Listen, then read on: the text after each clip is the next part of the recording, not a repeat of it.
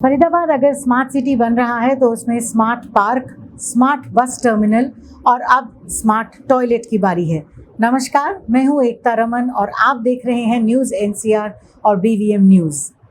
बल्लभगढ़ में आज 4 smart toilets का उद्घाटन जिला उपायुक्त जितेंद्र यादव और नगर निगम कमिश्नर यशपाल यादव ने रिबन काटकर किया।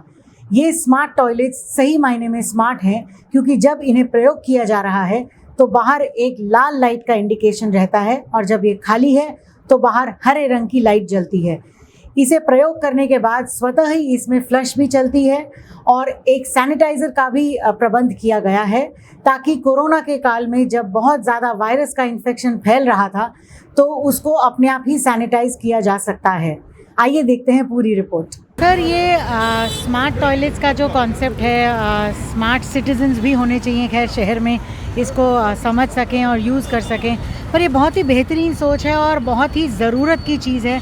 इसकी सख्त ज़रूरत थी स्पेशली इस तरह के एरिया में। तो मैं आपसे ये जानना चाहूँगी कि इसको इम्प्लीमेंट करने में कितना टाइम लगा?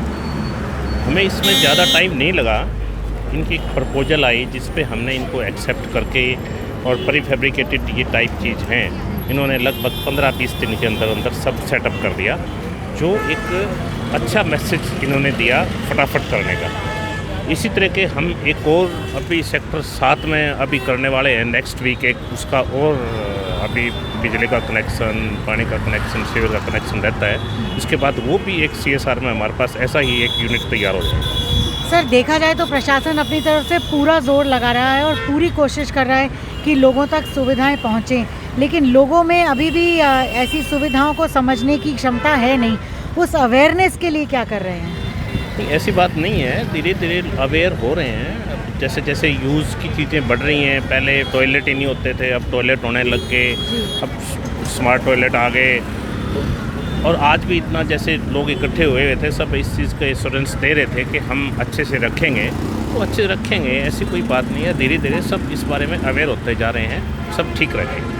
सर, बनेगा स्वच्छ फरीदाबाद के नोडल ऑफिसर के नाते आपके ऊपर बहुत बड़ी जिम्मेदारी है कि आप इस शहर को स्वच्छ बनाएं।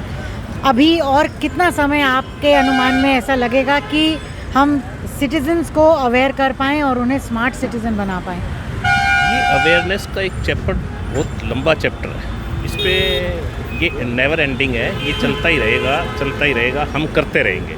इसमें हमने अभी एक दो तरह की पॉलिसियाँ बनाई हैं। इसमें टॉयलेट के लिए भी एक पॉलिसी बनाई है, जो हमारे पास ऑलरेडी टॉयलेट हैं उनमें कोई CSR फंड से जो करना चाहते हैं वो कर सकते हैं, कोई टेक ओवर करना चाहें वो कर सकते हैं, कोई नए बनाना चाहें वो कर सकते हैं। उसमें हमारे पास एक तो एप्लीकेशन भी आई हैं जिस पे हम काम करने वाले हैं, अभी शुरू कर रहे हैं। उसमें अभी हम धीरे धीरे और आगे बढ़ेंगे। इसमें DC जिन्होंने आज 4 स्मार्ट टॉयलेट्स का उद्घाटन किया है फॉर वुमेन, सर आपका बहुत बहुत स्वागत और धन्यवाद।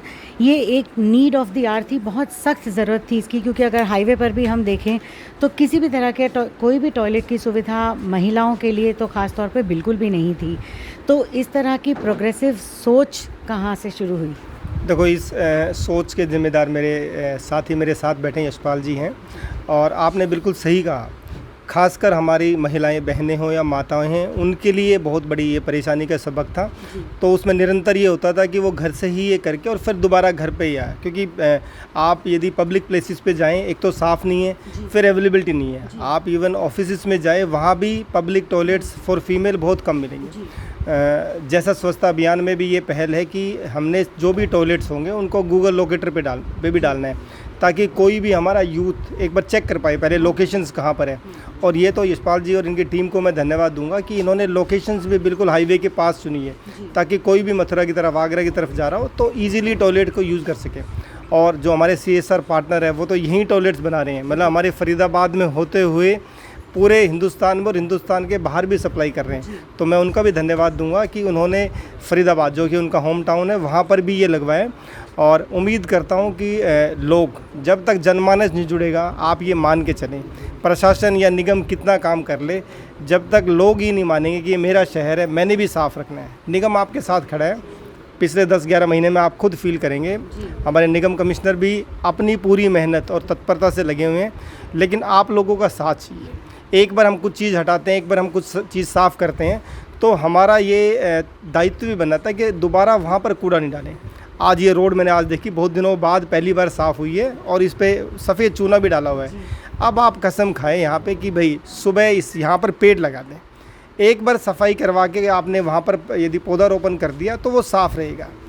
फरीदाबाद में वैसे ही पेड़ों की कमी है, वैसे हरियाली की कमी है, तो ये एक और हमारे पास अच्छा अपॉर्चुनिटी है, अच्छा एफर्ट्स है। तो मैं अपने साथी यशपाल जी से भी रिक्वेस्ट करूंगा, क्योंकि वो मैंने अजरंदा में देखा है, उन्होंने सफाई करवाने के बाद वहाँ पेड़ लगवाए, आज वो साफ़ सुथरा है।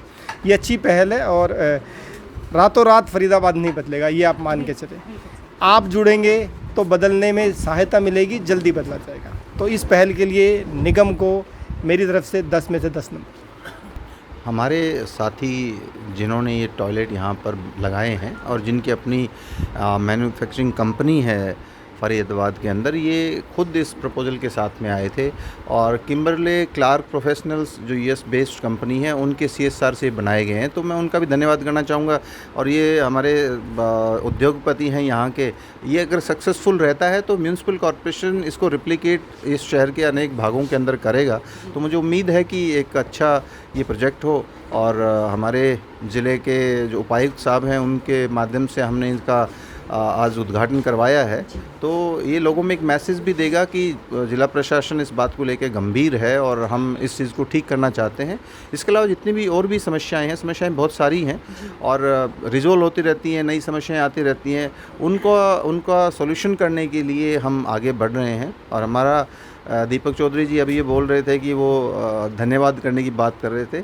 हम तो टीम का पार्ट हैं, म्यूनसिपल कॉरपोरेशन की तरफ से लगाया गया। धन्यवाद तो डीसी साहब का है जिन्होंने अपना कीमती समय निकाल कर यहाँ आए और इतना वक्त दिया।